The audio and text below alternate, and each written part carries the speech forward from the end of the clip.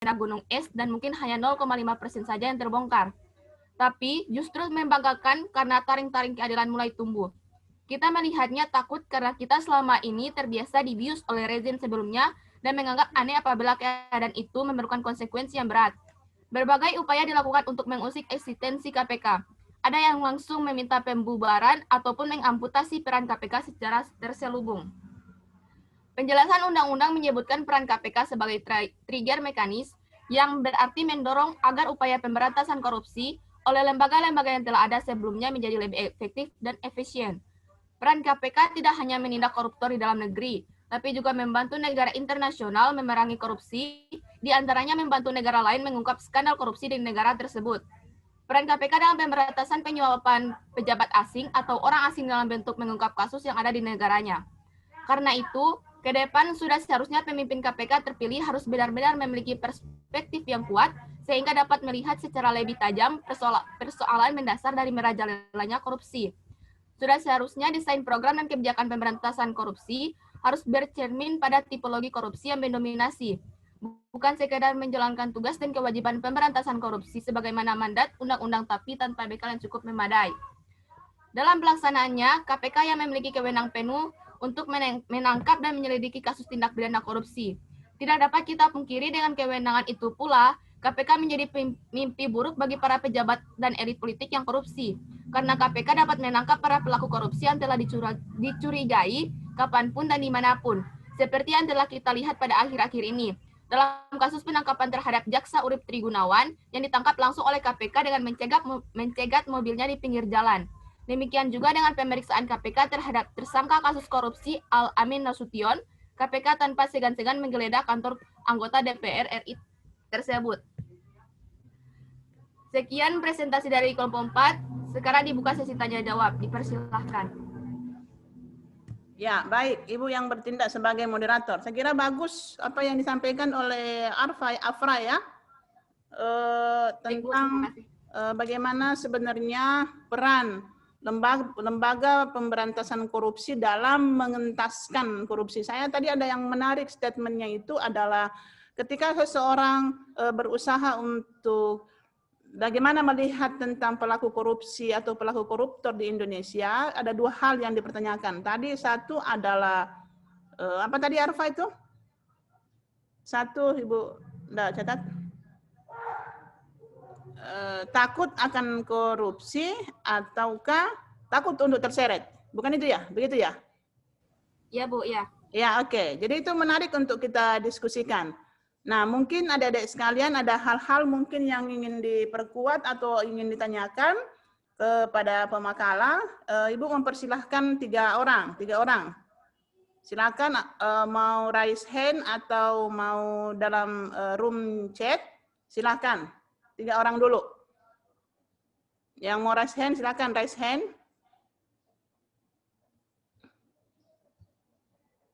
Oke, ada yang raise hand? Nggak ada. Ya, silakan. Atau Ibu Tunjung yang mau bertanya.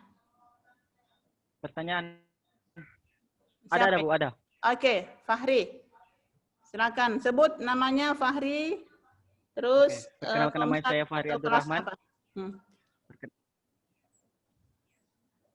Perkenalkan nama saya Fahri Abdurrahman, kelompok 5. PAI 1A atau Baiklah. PAI 1B.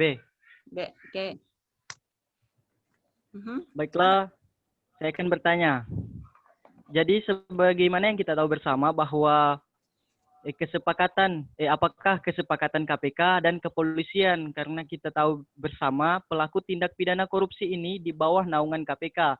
Tapi ketika dibawa dalam suatu hukuman atau istilahnya penjara, itu sudah dibawa tangan kepolisian. Nah, pertanyaan saya di sini, Bu, kenapa hukuman yang sudah disahkan itu sebagaimana semestinya, tetapi lama-kelamaan berkurang begitu, DP masa tahanan berkurang. Apakah peran kepolisian tidak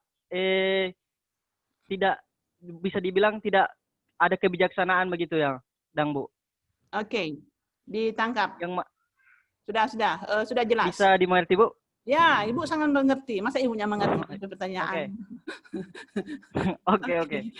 Ya. Oke, sekian Ya. terima kasih, Bu. Oke, Fahri, bagus. Afra, jadi Fahri punya pertanyaan adalah begini. Misalnya dari kejaksaan dia mengatakan bahwa dikenakan hukuman sekian atau misalnya 10 tahun penjara. Kenapa ketika putusan itu keluar atau misalnya adanya intervensi dari lembaga-lembaga lain atau di sidang di pengadilan itu keluar misalnya tak kurang dari 10 tahun menjadi 7 tahun atau 5 tahun penjara. Nah, apa pandangannya Afra tentang itu? Atau teman kelompoknya bisa membantu?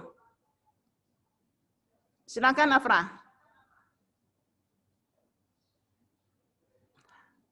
Halo? Wah, oke. Bu, bisa diskusi dengan teman sekelompok ini? Bisa, kan presentasi kelompok.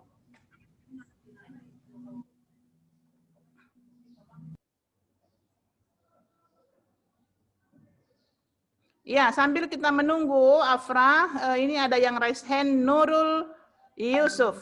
Silakan, Nurul. Nyalakan video. Ya, oke. Terima kasih Ibu atas kesempatan yang diberikan.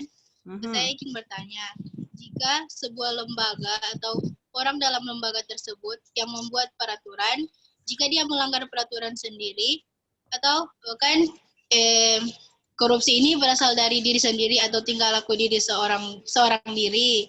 Nah, justru setiap manusia tidak bisa menghindari hal tersebut. Jika yang melanggar adalah pihak yang berwenang untuk menangani tindakan korupsi, apakah dari mereka sendiri tidak ada sanksi tambahan? Oke. Karena kan mereka yang membuat, lalu mereka yang melanggar. Oke, ditangkap. Sekian dari saya. Ya, terima kasih Nurul Yusuf. Selanjutnya masih ada satu lagi. Satu lagi, silakan. Who want to ask?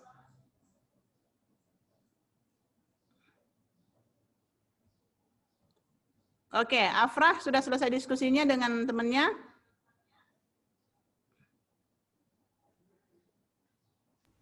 Belum, Afrah? Bu, belum. Wih, yang tahu lama. Oke.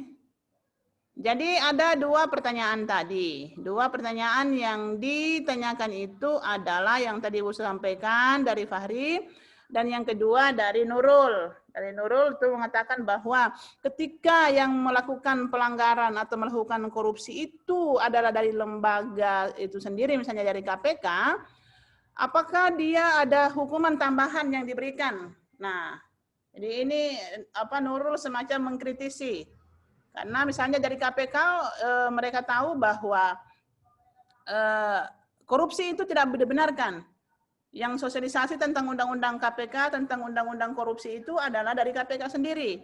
Apakah ada hukuman tambahan atau bisakah diberikan hukuman tambahan selain yang diatur dalam sebuah regulasi? Sehingga menimbulkan sebuah efek jerak. Oke. Silahkan kelompok 4 menjawab.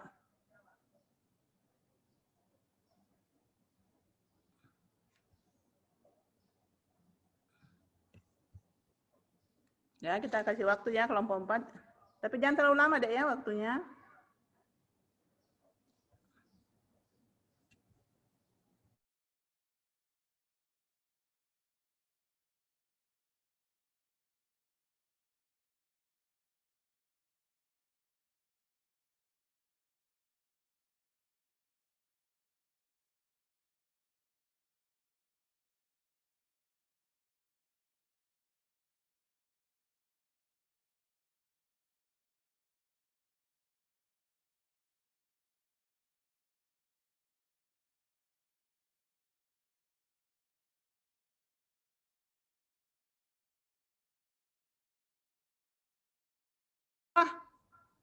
Ayo, waktu kita semua selesai ini.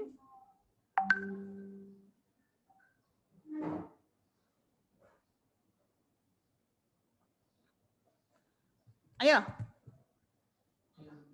Atau ada yang bisa membantu?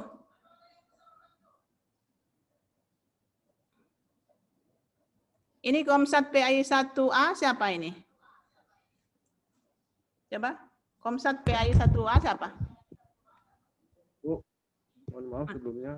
Tadi saya ada tanya ke Komsatnya PAI 1A, katanya mereka tadi udah selesai tadi jam 8. Bagaimana? Mereka lebih dulu mulai katanya.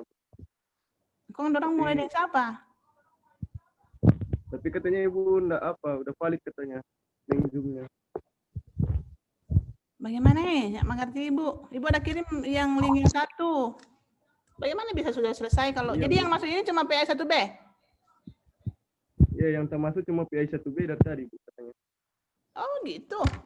Terus kalian nggak punya grup itu yang untuk PAI 1A?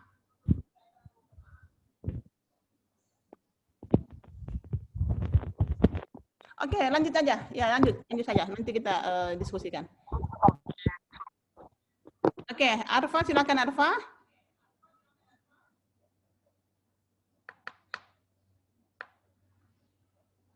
Atau ada yang lain yang mau membantu temannya?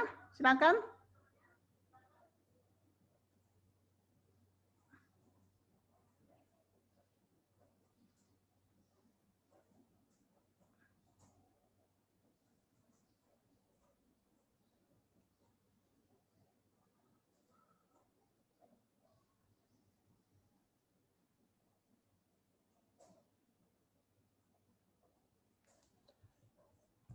Waduh, kok bisa ini diam semua ya.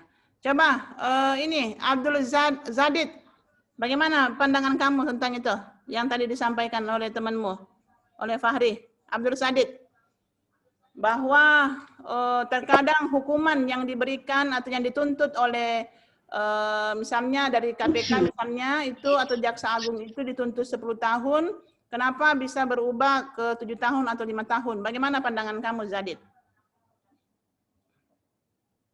Menurut saya sih Bu, setiap hukuman itu kan kita di Indonesia memiliki perayaan-perayaan Bu, seperti hari raya hari-hari besar begitu Bu. Jadi dia memiliki potongan-potongan begitu Bu. Apa hubungannya dengan besar? Rupa hari-hari besar dan Bu, rupa hari raya begitu. Jadi hukuman itu tak kurang sedikit dan Bu. Oh, yang kamu maksud adalah remisi. Nah, begitu Bu, remisi Bu. Nah, remisi itu berlaku. Remisi itu ketika yang bersangkutan sudah menjalani beberapa tahun hukuman. Misalnya pada misalnya si A dijatuhkan 10 tahun, tapi dia sudah menjalankan hukuman itu misalnya 7 tahun atau 5 tahun dan di dalamnya itu dia berlaku baik, dia tidak banyak membuat kesalahan, pelanggaran dan sebagainya, dia ada sebuah perubahan, nah itu bisa dilakukan sebuah remisi. Tapi yang ditanyakan oleh Fahri itu adalah ketika dalam sidang misalnya dituntut 10 tahun, tapi yang diputuskan oleh hakim itu 5 tahun. Nah, bagaimana menurut kamu, Zadid?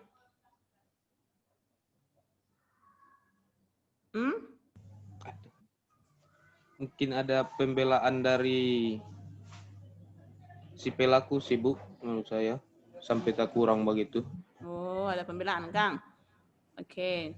Kalau menurut Sulastri Bawenti, bagaimana? Sulastri? Menurut pandangan kamu, apa sebenarnya yang menyebabkan sehingga terjadi pengurangan tuntutan dari jaksa misalnya? Menurut kalian? Kan kalian nonton TV kan? Kalian nonton berita. Sulastri?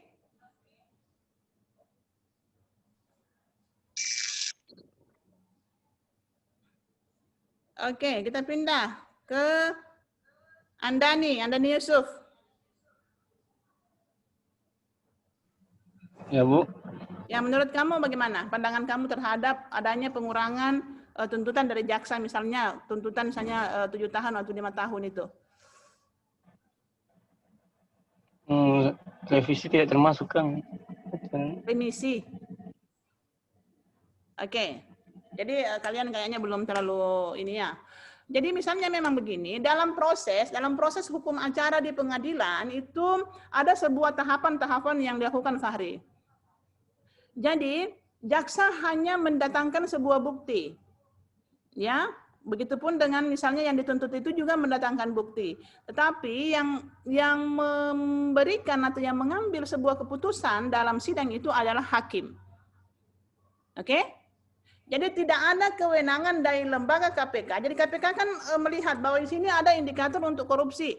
Korupsi di sini ada korupsi uang negara atau milik negara. Dia akan melihat atau misalnya dia mendatangi sebuah kantor. Yang sering kan kalian lihat, misalnya di kantor di wali kota atau kantor bupati datang mengambil semua bukti-bukti atau dokumen yang ada.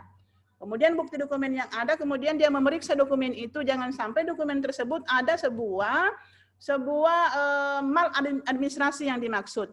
Nah, selanjutnya dia akan memanggil seluruh saksi-saksi, dipanggil oleh KPK sebagai saksi, bukan sebagai tersangka ya, sebagai saksi.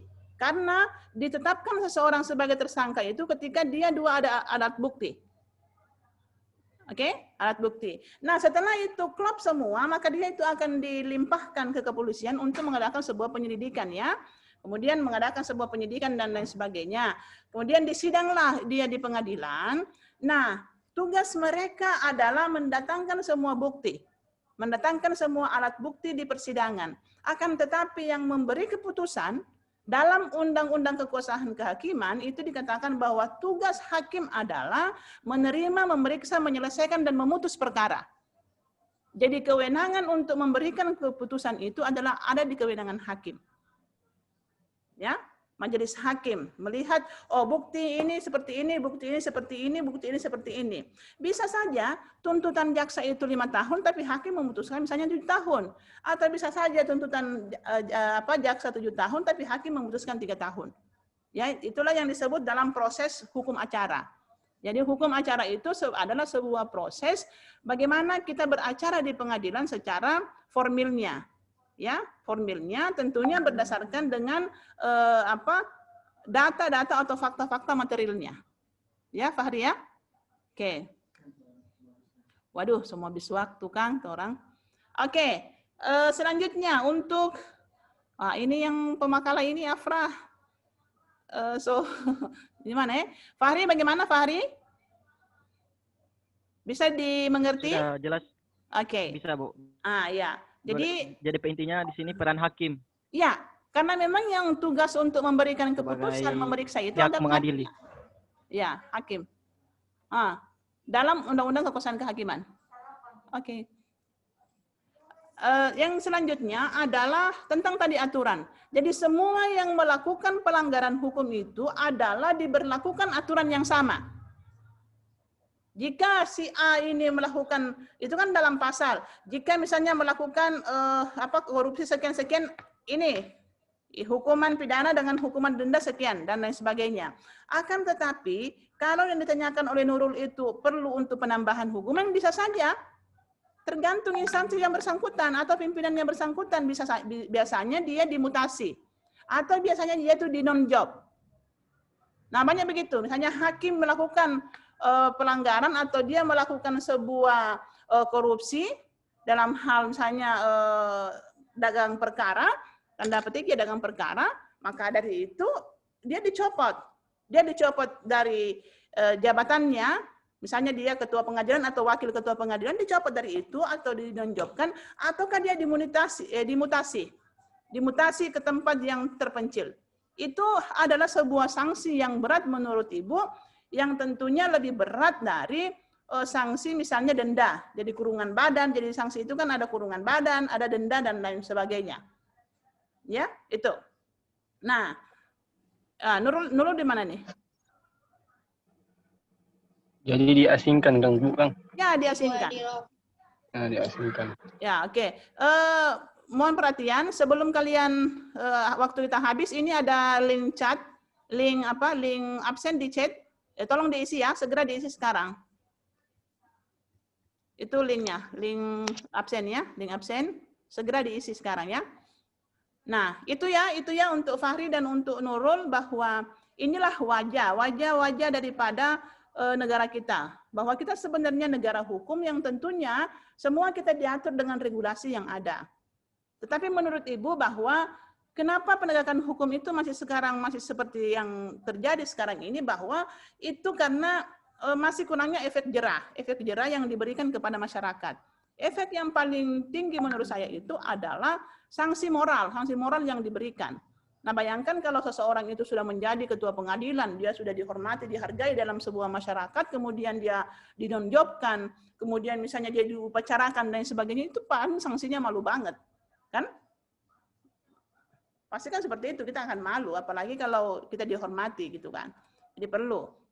Jadi tadi Nurul itu akan dikembalikan kepada pimpinan atau instansi tersebut. Misalnya kalau hakim kan dia punya komisi yudisial dan lain sebagainya, ya, untuk melihat bagaimana pelanggaran-pelanggaran dia melanggar secara undang-undang juga secara normatif, tapi dia juga melakukan pelanggaran secara kode etik.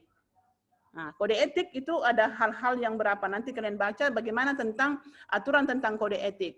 Misalnya kode etik untuk hakim, kode etik untuk kejaksaan, kode etik untuk dosen juga ada, kode etik untuk advokat dan lain sebagainya, kode etik untuk kepolisian, semua ada. Jadi kalau pelanggaran terhadap kode etik itu sanksinya menurut Ibu bahwa itu lebih berat dibanding kita hanya memberikan sebuah material atau hukuman badan yang harus kita jalani. Oke? Nah, semua sudah mengisi link daftar hadir? Baru 25 orang, Nak. Ini ada 34 orang. Silakan tolong segera diisi linknya, daftar hadirnya yang belum isi. Oke. Nah, saya kira dua hal itu yang menjadi sebuah brainstorming untuk kita diskusikan bersama untuk kedepannya ya. Ibu berharap bahwa dalam mata kuliah pendidikan anti korupsi ini, adik-adik sekalian sebagai mahasiswa, kita lebih proaktif untuk berdiskusi. Jadi sebelumnya untuk nanti kalau kita kuliah, itu sudah baca-baca buku, sudah baca artikel, dan lain sebagainya. Sampaikan, Bu, saya baru baca ini seperti ini, bagaimana seperti itu? Misalnya nonton, ada kenapa korupsi masih banyak di Indonesia, dan lain sebagainya. Itu supaya melatih adik-adik sekalian untuk ngomong, untuk bicara ya. Meskipun baru semester 1. Semester 1 itu adalah awal bagi kita untuk melatih, untuk tampil di umum, di Zoom, dan lain sebagainya, supaya lebih terlatih lagi. Oke? Ya. Jadi saya minta tolong ini Komsat PAIB, siapa? Saya, Bu. Oh ya, Muhammad Arif ya, PAIB. Ya, Bu. Ibu catat dulu. Kalian sudah kenal Ibu toh? Ibu tadi ndak perkenalan, Kang. Nah, jadi Ibu bertetangga dengan kalian. Ibu didekan di FEBI, tapi Ibu sebenarnya dosen di home-base-nya di Syariah. Tapi Ibu diberikan tugas tambahan sebagai dekan di FEBI. Nah, oleh karena itu memang kemarin Ibu diminta oleh ketua prodinya untuk mengajar di Tarbiyah. Sebenarnya Ibu sempat menolak karena dengan banyak kesibukan itu. Cuma beliau minta untuk mengampu mata kuliah ini. Nah, makanya saya minta ke Pak Rizaldi untuk mendampingi Ibu. Nah, ya, dan mudah-mudahan Ibu nanti tidak mengecewakan kalian ya. Nah, cuma ingin Ibu sampaikan bahwa kadang Ibu itu waktunya harus fleksibel kita untuk kuliah. Karena kadang Ibu mendadak rapat dengan Pak Rektor, kadang ujian dan lain sebagainya. Jadi Ibu berharap bahwa Komsat bisa untuk intens menghubungi Ibu. Nanti Pak Arif hubungi Komsat PAI 1A ya. Kita akan membuat kesepakatan bersama untuk kita kuliah. Jangan di hari Jumat lah. Kalau hari Jumat itu harinya Ibu untuk kita orang olahraga, ya, untuk beribadah. Baik, Bu. Ya, kita kan cari lain. Kalau Ibu itu free, Senin, Selasa, Rabu, Kamis free. Yang penting Senin, Selasa, Rabu itu yang penting jangan jam sore. Kalau Senin, Kamis full, maksudnya free, all day free. Kalau Selasa, Rabu dari pagi sampai siang Ibu free. Nah, jadi nanti orang ini ya, nanti Arif komunikasi dengan A ya, untuk sampaikan bahwa orang pindah ke hari lain. waktunya silahkan diskusikan dengan teman-temannya ya. Saya berharap waktunya itu lebih fleksibel. Ya, karena Ibu tugas tambahan Ibu berat, banyak juga yang harus Ibu lakukan di fakultas supaya semua berjalan dengan baik. Oke? Nah, semua sudah isi daftar hadir? Sudah, Bu. Oke, baik Sudah, anak-anak Bu. sekalian. Inilah mata kuliah kita, perkuliahan kita untuk pagi ini. Ya, hanya kurang lebih berlangsung kurang lebih 30-40 menit. Ya, enggak masalah bagi Ibu. Yang penting kalian ada sesuatu yang bisa tersave di otak kita bahwa mata kuliah pendidikan anti korupsi atau khususnya pada tema ini bagaimana peran lembaga pemberantasan korupsi itu sangat dibutuhkan dalam hal melakukan pemberantasan apapun itu yang terjadi. Nah, melakukan pemberantasan korupsi itu sebenarnya harus dimulai dari kita, dari diri kita sendiri, ibda binafsi. Kalau kita melakukan dari diri sendiri, insya Allah ke depan ketika menjadi pejabat ataupun diberikan amanah, apapun yang ditawarkan, apapun yang terjadi, itu tidak akan kita lakukan karena memang sudah terpegang sebuah prinsip di kita masing-masing bahwa itu tidak bisa. Itu forbidden untuk kita lakukan. Bukan karena adanya sebuah regulasi, karena memang itu dilarang untuk dilakukan. Karena mengambil hak yang bukan hak kita itu adalah sebuah pencurian, kan? Mengambil sesuatu yang bukan milik kita itu adalah hal yang tidak baik. Oke? Nah, terima kasih adik-adik sekalian. Ibu berharap untuk the next meeting kita lebih aktif lagi untuk berdiskusi. Banyaklah kalian membaca, ya, banyak membaca, banyak menonton TV di TV One, di ILC itu, di Metro TV. Itu banyak disampaikan bagaimana untuk penegakan hukum, bagaimana korupsi dan lain sebagainya ya. Mohon maaf jika ada hal-hal yang kurang berkenan dan saya akhiri. Wassalamualaikum warahmatullahi wabarakatuh. Dan untuk kelompok 5 silakan prepare untuk kita diskusi minggu depan. Terima kasih. Waalaikumsalam warahmatullahi wabarakatuh. Waalaikumsalam warahmatullahi wabarakatuh. Terima kasih banyak, Bu. Waalaikumsalam warahmatullahi wabarakatuh. Terima kasih, Bu. Semangat Terima ya. kasih, Bu. Semangat Terima kasih belajarnya, banyak, Bu. semangat membacanya. Ya, Ibu.